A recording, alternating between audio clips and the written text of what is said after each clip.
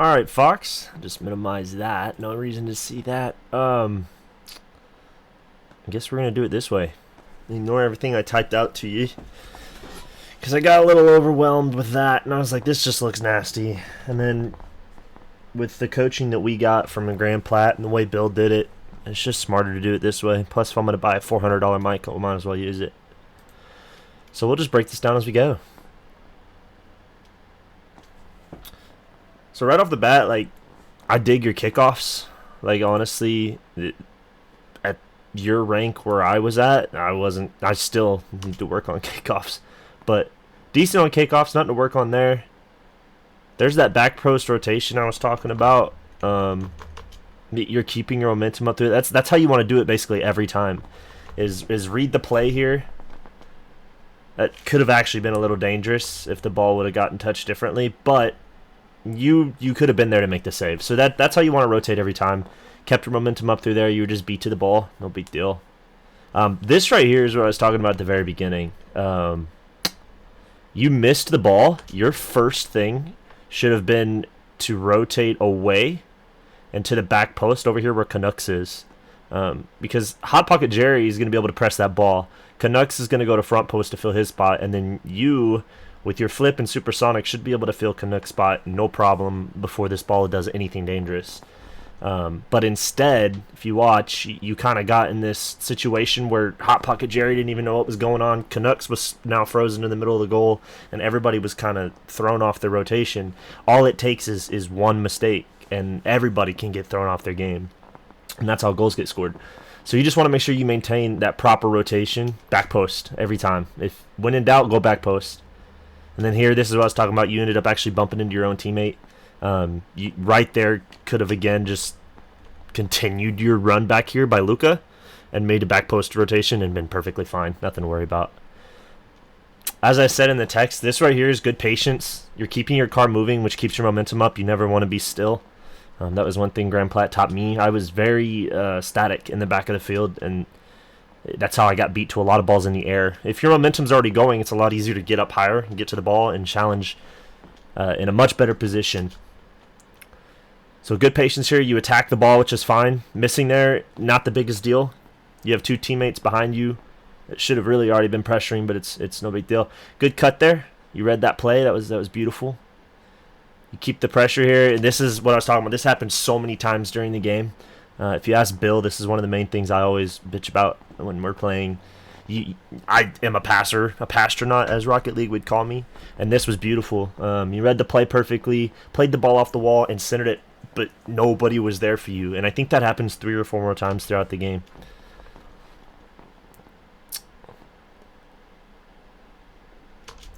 Right there, one thing that you could pick up on, you're here in the middle of the screen, is follow, I hope you can see my mouse, if not, oh god, follow this boost trail behind you all the way down. It draws you a perfect line that actually leads straight to the goal.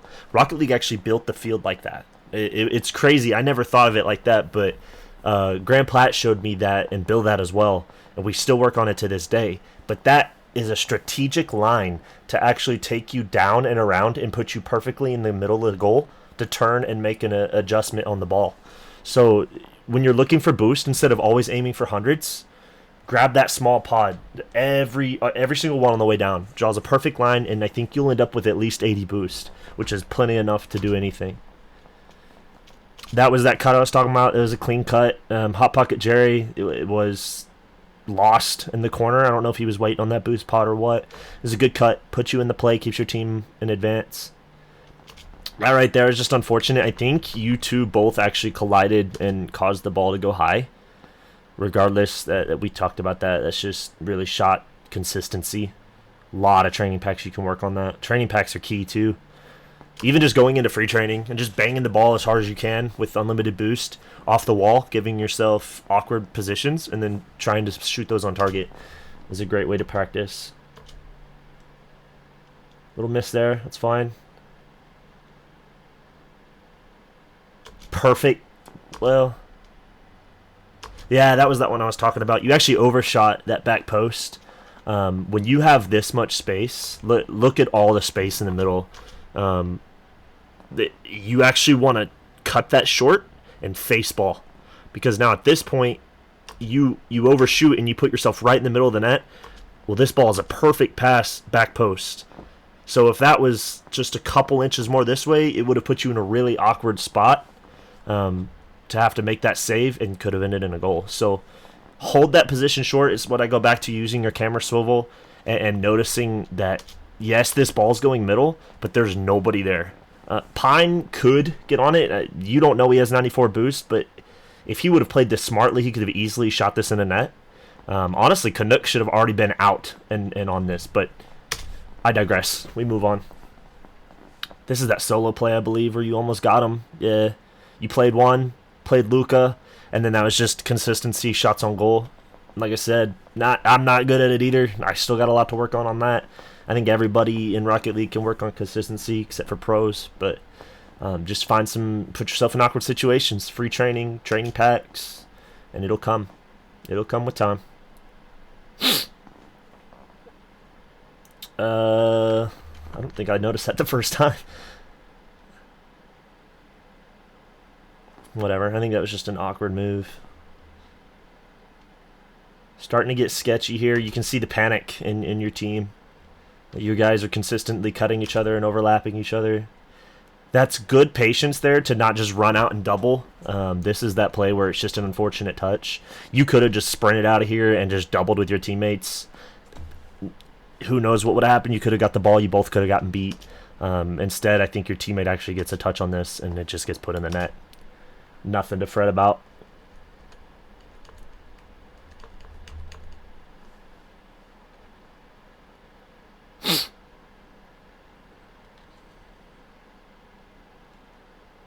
Just awkward bumps that happen in that rank.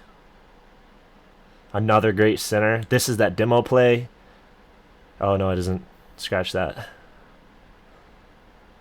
There's another opportunity. You could have followed that boost trail right there. Just boom, cut it short, cut to the left, and just follow that through the center all the way to your net since you're last man anyway. Pick up as many pods as you can. You're at 52. You could have been easily at 100. A great shot and goal.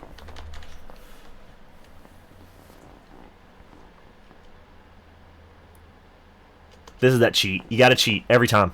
If you look and you've got two guys at corners, diagonals, left's always going to go. That's a given. Left always goes for kickoffs. You have to cheat because here's the deal. If this gets pinched, which I know it gets pinched straight up, which is good because it could have been bad. You actually started to cheat, but being in the middle at that point, it would have easily been chipped over. Anything could happen. So you want to be there shortly behind your teammate. So if he hits the ball and they both 50, and then it just stalemates in the center of the field, you're able to rocket it on target. It's a very threatening procedure that you see all the pros do, and it's just something you got to pick up. I think, honestly, at your rank, if you start cheating, it's going to be an advantage on your side because not many people do.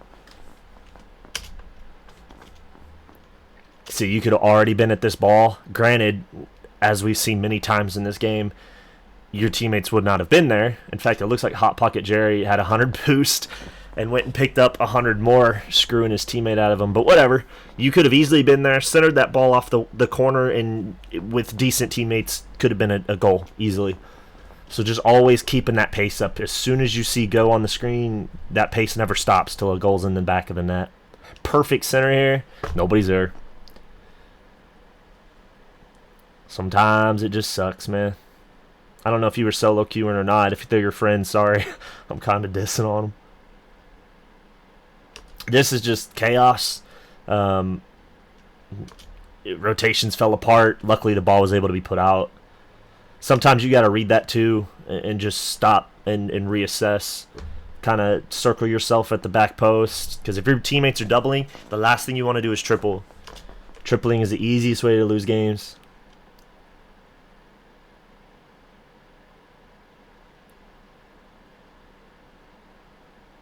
I think right here, I couldn't tell if you were looking for boost pods and you weren't on ball cam, or you were on ball cam and you just made a really awkward flip trying to get at the ball.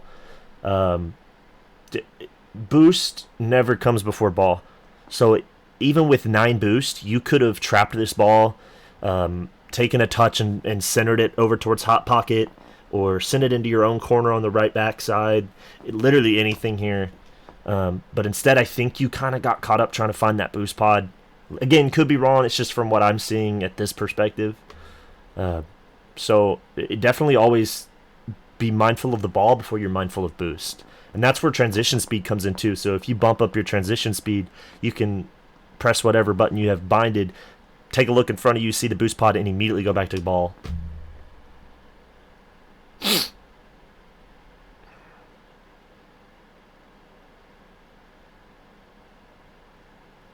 I think right there, you should trust yourself. It looked like you were actually going to go up wall and challenge this guy, but you just gave up.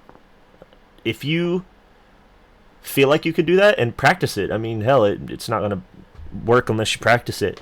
But that being able to go up there and challenge him, even if you can't get to the ball, dude, I suck at these. I am absolutely terrible at wall hits. It's actually funny because if you're ever in a game with me and Bill, and I jump off the wall and I contact the ball, I start freaking out. I'm like, Bill, did you see what I just did?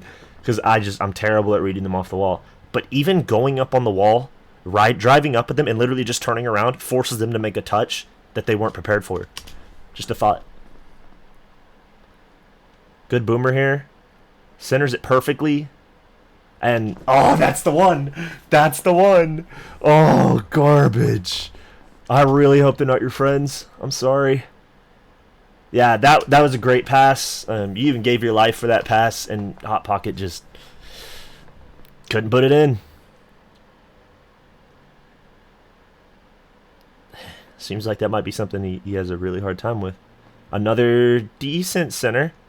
Little awkward attempt at a touch there, but at least you got out. You know your own limits. So after you missed the ball there, you decided, all right, I'm out of here. And that was a good decision because your teammates were on their way to double. And this is the one where you just took a weird flip. You actually read this ball really well. You got a good boost to go, supersonic, and at the last second just took the wrong touch. Instead of trying to backflip there, and this could have just been a reaction thing. Just boom that ball into the corner over here by Hot Pocket. By booming this into the corner, it's gonna bounce back away. There's no way that ball, unless you put it off the wall. You put it off the wall, yeah, it's gonna go right back center, and that's dangerous. But if you boom this, which you had the perfect opportunity to place this ball into the corner, it's gonna go over here towards Joffroy. So, thought for the future. No reason to backflip there, because even if you actually would have contacted that, you probably would have given it right back to blue. All three blue players are here. On that side, so that wouldn't have ended well.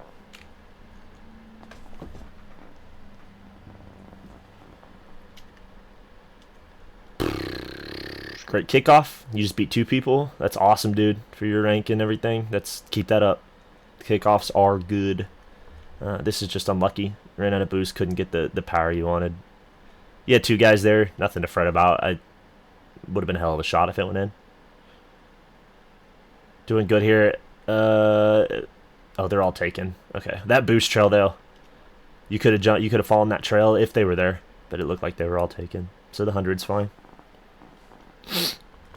This right here, this is considered a triple. You may not be committing, but you guys are all so close that just if it bounces over the top of them, there's no way you're getting to that anyway. So continue that rotation. You're already driving towards it. Look, you even point towards it right here.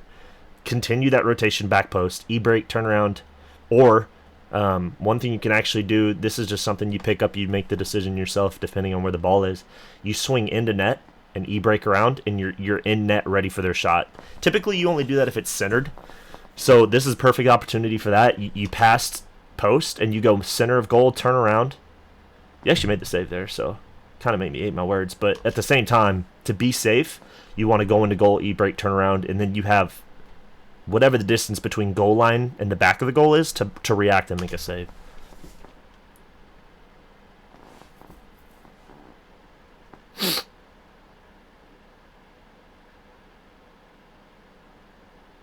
Nothing really going on here. Hard double. That was actually your ball.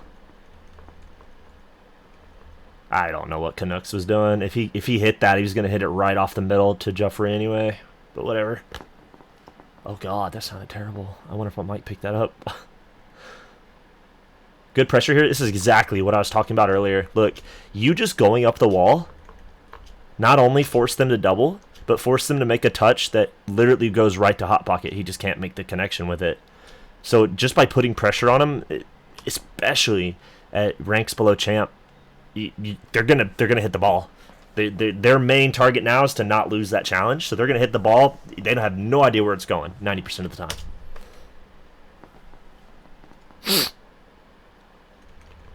I wasn't even watching you there. That's actually really good. Read your teammate. Perfect rotation. Just a whiff there. No big deal. Love the pressure.